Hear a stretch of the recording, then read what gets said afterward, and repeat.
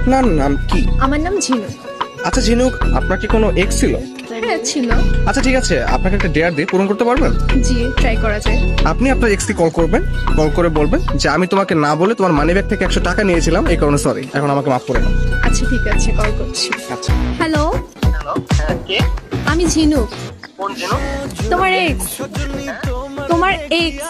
ও আচ্ছা, হ্যাঁ কি বলো, কি সমস্যা? এতদিন পর? আসলে সরি। মানে তুমি কি sorry বলার মানে কি? আমার জীবনটা তুমি 10 মাস ধরে একবার আবার সরি বলে তুমি আবার কাম ব্যাক করতে চাইবা, আর এটা আমি মেনে নেব?